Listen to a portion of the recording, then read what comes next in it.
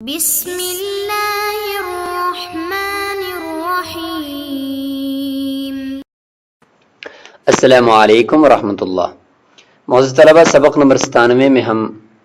باب صلاۃ الکسوف کو شروع کرتے ہیں۔ نماز کسوف اور خسوف کا ذکر ہو رہا ہے۔ کسوف یہ سورج گرہن کو کہتے ہیں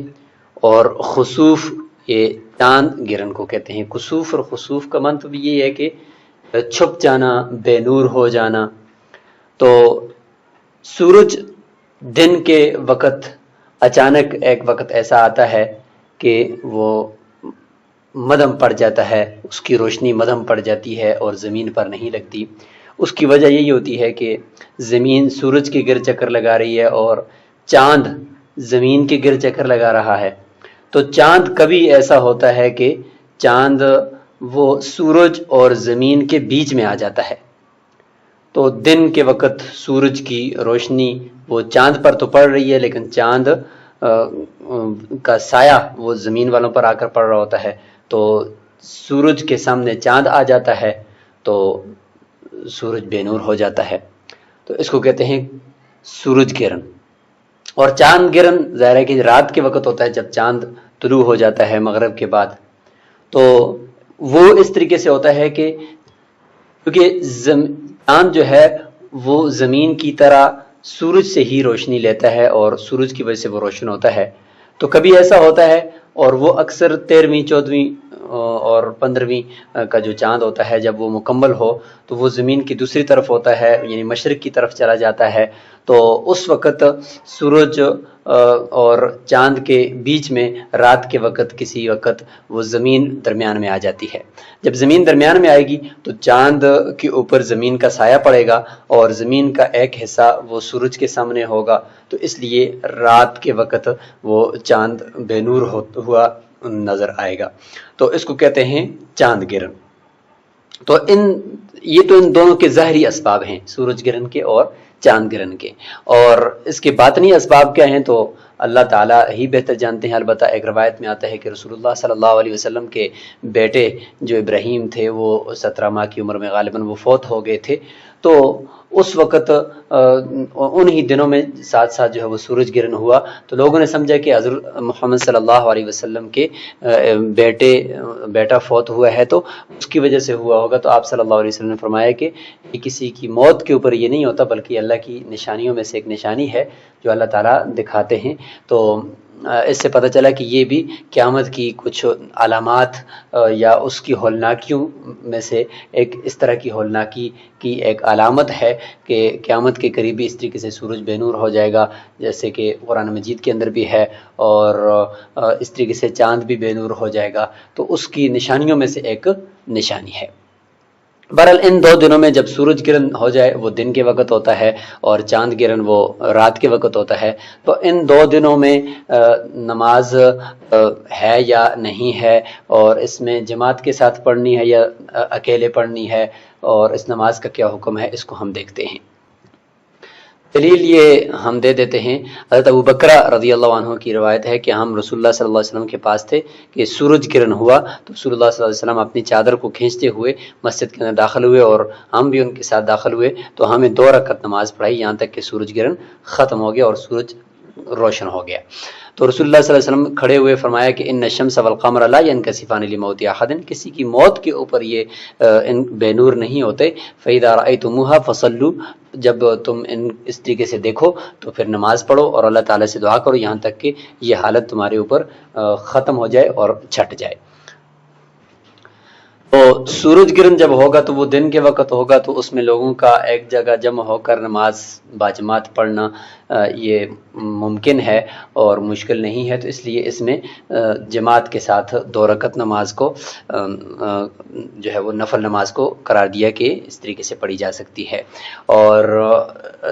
چاند گرہن چونکہ رات کے وقت ہوتا ہے، اس لیے اس وقت لوگوں کا جمع ہونا چونکہ مشکل ہے، اس لیے اس میں جماعت کو مستحب یا مسنون نہیں قرار دیا، بلکہ اکیلے وہاں پہ گھروں کے اندر نماز پڑھیں اور اللہ تعالیٰ سے دعائیں مانگیں اور استغفار کریں۔ اذا انکسفت الشمس صلی الامام بالناس رکعتین ہیئۃ النافلۃ فی کل رکعۃ رکوع واحد، جب سورج گرن ہو جائے تو امام لوگوں کو نماز پڑھائے گا 2 رکعتیں نفل کی طرح، یعنی نفل کی جس طرح حیت ہوتی ہے اس طرح 2 رکعت نماز پڑھائے گا۔ فی کل رکعت رکوع واحد، ہر رکعت کے اندر 1 رکوع ہوگا۔ اس لیے فرمایا کہ امام شافعی رحمہ اللہ فرماتے ہیں کہ 2 رکوع ہیں۔ وقال الشافعی رحمہ اللہ رکوعان، 2 رکوع ہیں۔ امام شافعی رحمہ اللہ کے پاس کیا دلیل ہے؟ ان کے پاس حضرت عائشہ رضی اللہ عنہا کی دلیل ہے۔ فرماتے کہ ما روت عائشہ رضی اللہ عنہا، حضرت عائشہ رضی اللہ عنہا کی روایت ہے کہ وہ فرماتی ہیں کہ 2 رکوع کیے اور 2 رکوع کے بیچ میں بھی آپ صلی اللہ علیہ وسلم کافی دیر تک ٹھہرے رہے اور پڑھتے رہے۔ اس سے پتہ چلتا ہے کہ 2 رکوع ہیں۔ ولنا احناف کی دلیل حضرت عبداللہ بن عمر رضی اللہ تعالیٰ عنہ کی، لیکن یہ روایات میں ہے کہ حضرت عبداللہ بن عمر بن عاص رضی اللہ تعالیٰ عنہ، یہ عبداللہ بن عمر نہیں ہے۔ فرماتے ہیں کہ ان کی روایت ہے اس میں یہ ہے کہ 1 رکوع ہے، کہ حضرت عائشہ رضی اللہ عنہ فرماتی ہیں کہ رسول اللہ صلی اللہ علیہ وسلم نے یوم خسفت الشمس فقام فکبر فقرأ قراءة طویلة ثم رکع رکوعا طویلا ثم رفع رأسه فقال سمع الله لمن حمده وقام كما هو ثم قرأ قراءة طویلة وهي ادنى من القراءة الاولى ثم رکع رکوعا طویلا۔ دیکھیں پھر دوسرا رکوع کیا اور وہ پہلے والے رکوع سے تھوڑا کم درجے کا تھا۔ اس سے پتہ چلتا ہے کہ 2 رکوع ہیں۔ عبداللہ بن عمر بن عاص رضی اللہ تعالیٰ عنہ کی روایت یہ ہے کہ ان کا سفد الشمس علی عہد رسول اللہ صلی اللہ علیہ وسلم قام رسول اللہ صلی اللہ علیہ وسلم لم يكد يركع ثم ركع فلم يكد يرفع ثم رفع فلم يكد يسجد ثم سجد، یعنی بہت طویل رکوع کیا اور طویل 2 سجدے فرمائے۔ تو یہاں پہ دیکھیں اس میں ایک ہی رکوع کا ذکر ہے۔ امام شافعی رحمہ اللہ کو جواب دیا جا رہا ہے کہ امام شافعی رحمہ اللہ نے حضرت عائشہ رضی اللہ عنہا کی روایت سے استدلال کیا ہے، تو امام ابو حنیفہ رحمہ اللہ نے چونکہ اور احناف نے حضرت عبداللہ بن عمر کی روایت سے استدلال کیا ہے، تو اس کا جواب صاحب ہدایت دیتے ہیں امام شافعی رحمہ اللہ کو، بلحال اکشف علی الرجال بقربہم، اس نماز کی جو حالت ہے وہ مردوں کے اوپر زیادہ واضح ہے، بقربہم، کیونکہ وہ امام کے یعنی رسول اللہ صلی اللہ علیہ وسلم کے قریب تھے۔ جہاں تک عورتوں کی بات ہے تو ان کی صفیں ہی بہت پیچھے بنتی تھی، تو صحابہ اکرام کو پتہ ہوگا کہ رکوع 1 کیا ہے یا 2 کیے ہیں، یا قرات جہرن کی ہے یا سرن کی ہے، لہذا عورتوں کو ہو سکتا ہے کہ پہلے اتنا طویل رکوع کیا کہ پہلی صف والوں کو تو پتہ تھا کہ رکوع میں ہیں، اس سے پچھلی صف والے جو صحابہ اکرام تھے انہوں نے ایک دفعہ اٹھے ہوں گے کہ شاید رسول اللہ صلی اللہ علیہ وسلم اٹھے ہیں، ہمیں آواز نہیں آئی، انہوں نے دیکھا کہ ابھی تک رکوع میں ہیں تو وہ رکوع میں چلے گئے، اور اس کے بعد پیچھے عورتوں نے جب دیکھا کہ ان کے سامنے والے جو صف ہے وہ ایک دفعہ کھڑے ہوئے ہیں پھر رکوع کو دوبارہ گئے ہیں، تو عورتوں نے یہ سمجھا کہ شاید 2 رکوع ہو گئے ہیں، ورنہ رکوع 1 ہی تھا لیکن طویل تھا، اس وجہ سے یہ شک پیدا ہوا۔ فرماتے ہیں کہ مردوں کو زیادہ پتہ ہے، لہذا حضرت عبداللہ بن عمر کی روایت کو ترجیح ہوگی حضرت عائشہ رضی اللہ عنہا کی روایت پر۔ فکان ترجیح لروایتہ، بس ترجیح جو ہوگی وہ حضرت عبداللہ بن عمر کی روایت کو ہوگی۔ وَيُطَوِّلُ الْقِرَاءَةَ فِيهِمَا، دونوں رکعتوں کے اندر قرات کو خوب طویل کرے گا جب تک سورج گرن چل رہا ہے، اس دوران مکمل نماز کے اندر ہی گزارنا ہے وقت۔ وَيُخْفِي عِنْدَ ابی حنیفہ رحمہ اللہ، امام ابو حنیفہ رحمہ اللہ کے نزدیک یہ قرات سرن کرے گا، قال یجہر، اور صاحبین فرماتے ہیں کہ جہرن کرے گا۔ عن محمد رحمہ اللہ مثل قول ابی حنیفہ، اور امام محمد رحمہ اللہ کا قول امام ابو حنیفہ رحمہ اللہ کے قول کی طرح ہے، وہ بھی یعنی اخفاء کرنے کے اوپر وہ زیادہ اس کو راجح قرار دیتے ہیں۔ اما التطویل فی القراءہ، جہاں تک قرات کو طویل کرنے کا ذکر ہے، فبیان الافضل، یہ افضلیت کا بیان ہے، مختصر بھی کر سکتے ہیں۔ ویخفف ان شاء، ہلکا بھی کر سکتا ہے، یعنی نماز کے اندر قرات 2 رکعتوں کے اندر آہستہ بھی اور 2 رکعتوں کے اندر تھوڑی سی قرات بھی کر سکتا ہے، ان نمازوں کو طویل زیادہ نہ بھی کرے۔ لأن المسنون استیعاب الوقت، اصل جو مسنون ہے وہ سورج گرہن کا جتنا وقت ہے اس پورے وقت کو گھیر لینا نماز کے اندر، یہ مسنون ہے، چاہے وہ نماز کے اندر گھیرے یا ساتھ ساتھ دعا کی بھی کر لے، نماز جلدی پڑھ لے اس کے بعد دعا کر لے، بالصلاۃ والدعاء، نماز کے ساتھ اور دعا کے ساتھ اس پورے وقت کا استیعاب کرنا جب تک کہ سورج دوبارہ روشن نہیں ہوا۔ فَإِذَا خَفَّفَ أَحَدَهُمَا طَوَّلَ الْآخَرَ، جب ایک رکعت کو اس نے خفیف پڑھ دیا یعنی اس میں قرات کم کر دی تو دوسری کو بھی طویل کر سکتا ہے۔ وَأَمَّا الْإِخْفَاءُ وَالْجَهْرُ، جہاں تک بات قرات سرن کرنے کی اور جہرن کرنے کی ہے تو فَلَهُمَا روایت عائشہ رضی اللہ عنہا انہو صلی اللہ علیہ وسلم جہر فیہا، کہ رسول اللہ صلی اللہ علیہ وسلم نے جہرن قرات کی تھی۔ یعنی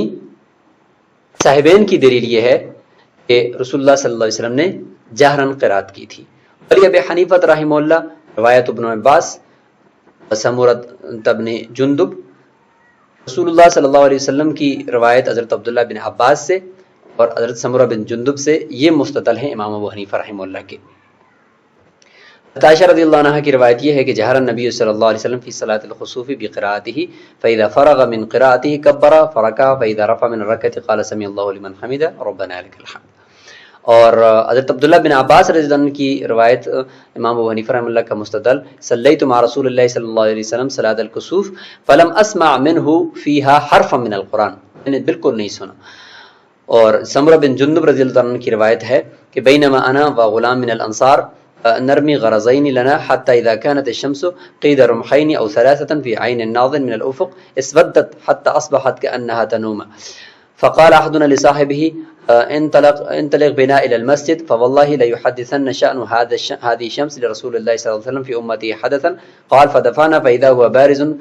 فاستقدم فصلى فقام هناك اطول ما قام فيه فنفس لا نسمع له صوتا۔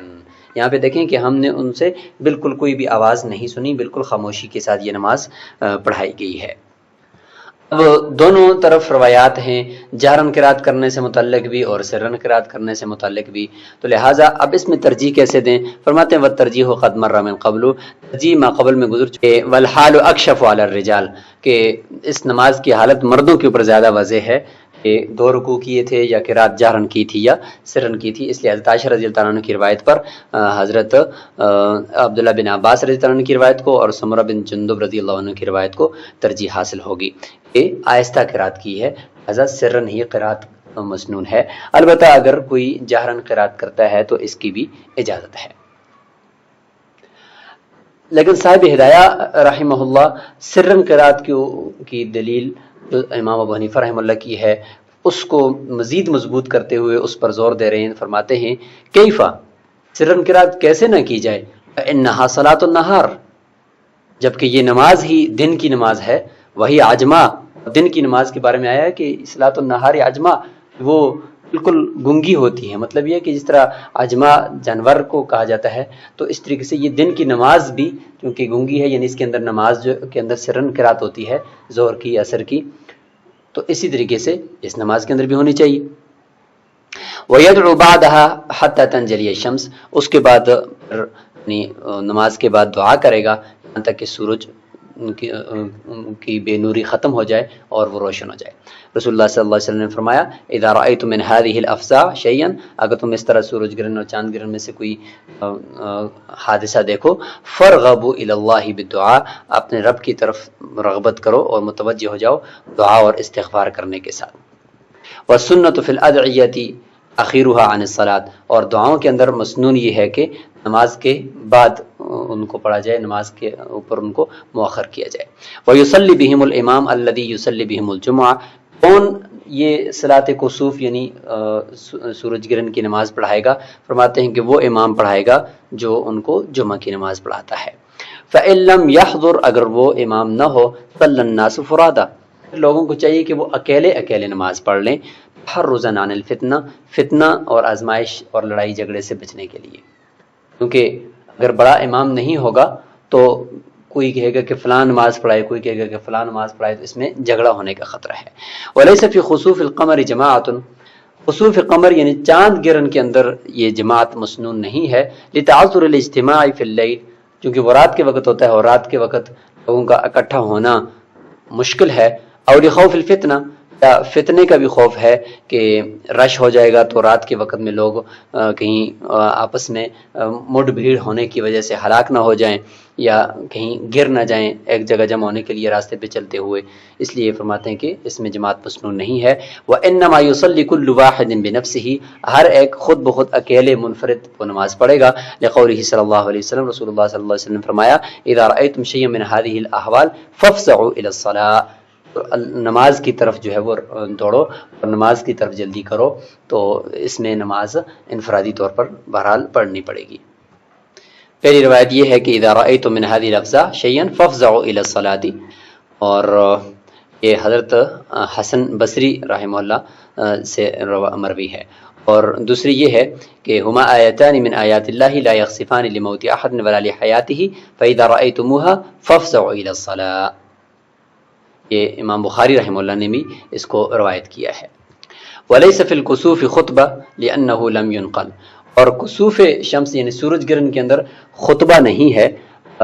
صرف نماز ہے اور دعا ہے، لانہ لم ينقل، کیونکہ یہ منقول نہیں ہے۔ لیکن یہ بات من کل وجہ درست نہیں ہے، کیونکہ خطبہ تو ثابت ہے، جس طرح سے امام بخاری رحمہ اللہ نے حضرت اسما سے نقل کیا ہے، وہ فرماتے ہیں کہ فانصرف رسول اللہ صلی اللہ علیہ وسلم وقد تجلت الشمس فخطب فحمد اللہ بما هو اہلہ ثم قال اما بعد، اس سے پتہ چلتا ہے کہ آپ صلی اللہ علیہ وسلم نے مختصر خطبہ بھی دیا ہے۔ تو بہتر یہ ہے کہ یہ کہا جائے کہ خطبہ مستحب ہے، ٹھیک ہے، خطبہ مستحب ہے، اگر کوئی کہنا چاہے تو ٹھیک ہے، نہ کہنا چاہے تو پھر بھی کوئی حرج نہیں ہے۔ تو یہ تھا سورج گرہن اور چاند گرہن کا حکم اور ان کی بحث اور اس سے متعلق مسائل۔ انشاءاللہ اگلے سبق کے اندر ہم صلاۃ استسقاء یعنی بارش کے وقت جو نماز پڑھی جاتی ہے بارش مانگنے کے لیے، تو اس کا ذکر کریں گے۔ السلام علیکم ورحمۃ اللہ وبرکاتہ۔